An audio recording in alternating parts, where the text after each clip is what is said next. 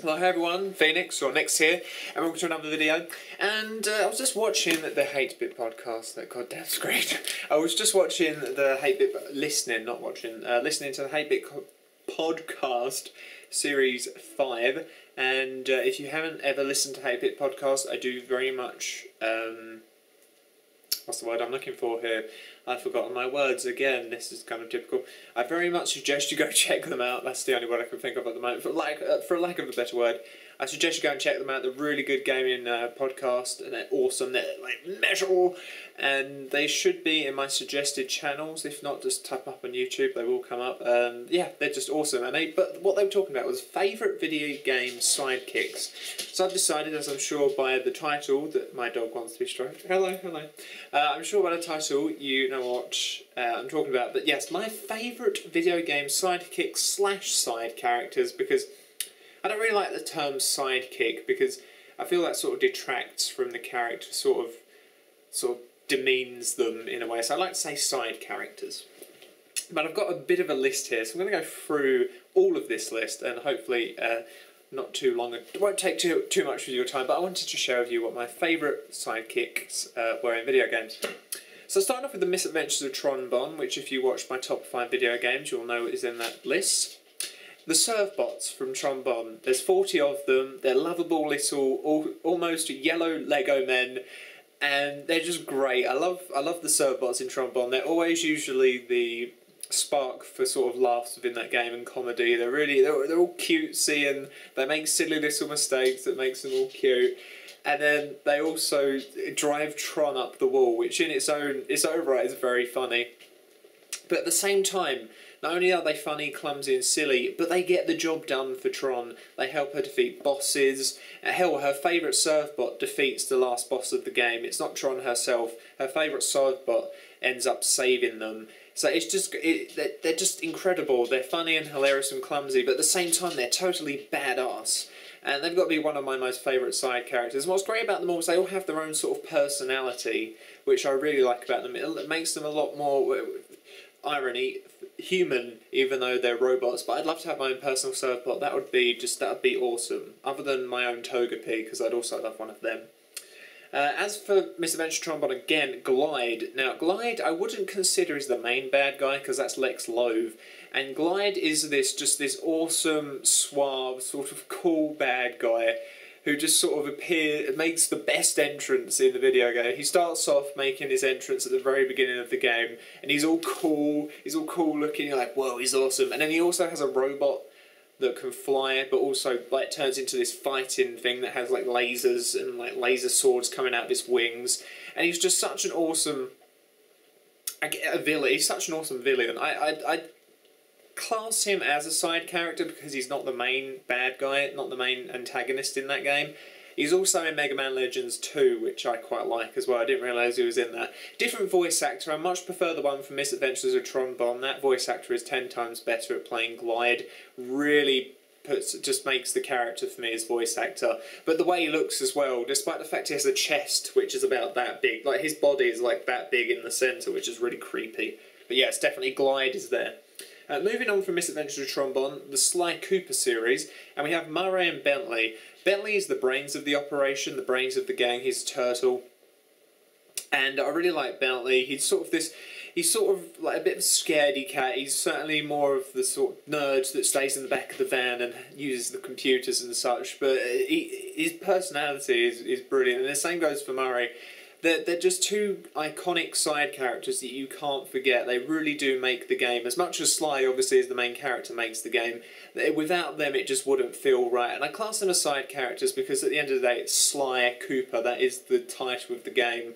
So that's why I class them as side characters. But two great side characters nonetheless. Murray with his just like ability to like punch people, like just one punch and it like kills them. You know, he's just like his muscular hippo's a little bit thick, but he's lovable and he loves his food and all that. And then you've got Bentley, who's the brains of the operation. He comes up with all of the plans to help out Sly, and he's always worried about the gang. You know, he's very very considerate about the gang and everything.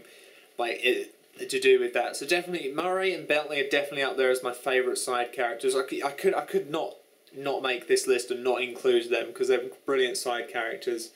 Moving on from them, a Oblivion side character, Lucien Lachance. Now, if anyone remembers him, he's from the Dark Brotherhood quest line, and he's basically the one that hands you the missions for the majority of that quest line. He's just this really dark character, and you just don't know what to think about him at first. You're sort of like, is this guy going to like slit my throat in the middle of the night? He's also the one that actually initiates you into the Dark Brotherhood when you murder someone, and he's just got this really creepy, dark, but also very sort of, I don't know how to describe it, very like gentlemanly demeanour. And he's such a great side character, and it really sucks that they spoilers here. If you haven't played Oblivion, I mean, it's a 12-year-old game. Well, it's a very old game, so don't blame me here. But he does end up dying in the Dark Brotherhood quest line, which I hated. I always hated that mission because he ends up dying. And he's definitely one of the characters that I ended up loving in Oblivion, just because of the way he is. He's so creepy and dark. He's definitely a Dark Brotherhood member. He definitely fits the Dark Brotherhood sort of what you'd expect someone in the Dark Brotherhood to act like. And it's a shame that he ends up getting killed, because even though he does get a little bit of screen time in Skyrim, because he actually is someone you can summon, I just feel he could have had such a bigger part, and he would have made such an awesome character to maybe have this head of the Dark Brotherhood or something. But he's still one of my favourite side characters, one I couldn't forget. A very iconic side character in Oblivion, if you ask me. Now, moving on from that, we have some Final Fantasy XIII side characters. Two that I feel really didn't get the screen time, didn't get the character development that they so deserved, which is Yarg Rosh and Jill Nabat. Now, they're both the same rank within Psychom, which is the police force in the world of Final Fantasy XIII, and they were really promoted a lot within the trailers, especially Jill. Whenever I saw a Final Fantasy XIII trailer, which was rarely because there wasn't many of them, I always saw Jill or Yarg, and they looked so cool, and you could tell that they were the bad guys just by the way they looked, the way they sort of acted on screen. And for both of them, I feel, were really let down by the writers in Final Fantasy XIII, Toriyama. You bastard. I actually thought they would be two of the main bad guys, and although they are antagonists within the game, they really get screwed over big time. Yarg Rosh, I just don't understand what happened there. One moment he's getting shot, the next minute he's alive. Though Yarg Rosh, I have to say, got lucky, got the longer straw. He didn't draw the short straw in that game. He definitely got some screen time, and he ends up being a boss twice, and he has this really cool Proudclad, which is the robot he uses, that you have to fight, and it's actually quite a tough boss battle the first time you come around to it. So, although he didn't get a lot of screen time and didn't get much character development, he still got more than Jill, and I'm happy that he actually did get some screen time. He ends up turning out to be good, which I was okay with that. I think he was really just trying to do good by the people, so I wouldn't say he was a big antagonist, but the one that I'm really disappointed in is Jill. Not her herself, just the way that she was written. She comes across as this. She definitely comes across as an antagonist, a bad guy, girl, whatever you want to call her. And I just thought, oh, she's going to be so cool, she's going to be so awesome. Because when you first see her, she pulls out a baton and she whacks Saz around the head, and he goes unconscious. And she's really, her glasses, like, yeah, she's got things all set up. She knows what she's doing. And then it comes to the scene where I thought I was actually going to get to fight her. I was like, yes, finally, I get to fight you, because I can imagine how awesome you're going to be as a boss with that baton. Just imagining what she could do with just a baton. It just came across as would-be awesome boss battle. However, she ends up getting killed by the main antagonist of the game, and I got so angry and disappointed when that happened in the storyline. I was just sitting there really disgusted that she ended up getting killed off, because during her very limited, 5-minute cutscene, she comes across as this really sort of very intelligent, thinks things through, she's always one step ahead sort of villain. And I could just have seen her being developed into this really awesome sort of pawn, or not so much a pawn, but maybe the left hand of Daisley, who's the main antagonist in FF13. I could just see her being the left hand of his, almost, if you think of, although if you think of Resident Evil 4 and the midget, and he has those two really creepy, like, alien dudes, and you have to fight one of them, and he kicks your ass if you don't have the rocket launcher and you use the liquid nitrogen. But, like, sort of like that, she's on his left, you know, she does things for him. I could have just seen her being built up into this brilliant sort of villain working for him, and then she turns out to be a lassie or something, but she's really powerful, and you end up defeating her. And you have to defeat her before you get to Daisley. It's just, she had so much potential and it was killed off instantly, and it really angered me because she was so very much promoted in the trailers for FF13, and definitely to date one of the most irritating moments in my video game history for me, because I really wish she'd have had a big part. And she does come back in Final Fantasy 13 too, but just as a sort of tournament character to fight and defeat, which, I mean, is, from what I've seen, I didn't end up downloading it because I thought this is just Square Enix being scammers, which they are, because they're literally charging you £3 for one boss that you're going to end up fighting once, even though they are hard to defeat. Really, Square Enix? Honestly, scamming the gamers? But anyway, she did look really tough to defeat, and it just makes me think, why couldn't you have just given her one boss battle? At least I would have been happy with that. Despite the fact you really didn't develop her, which she really deserved the character development, and you sort of set her up to be this big-ass villain within the trailers. But anyway, that aside, moving on from Final Fantasy 13, I moved to Final Fantasy 12, and we have Al Cid, Dr. Cid, and Gabranth. Now, Al Cid gets about 2 minutes worth of cutscenes in that game. He's not a very integral...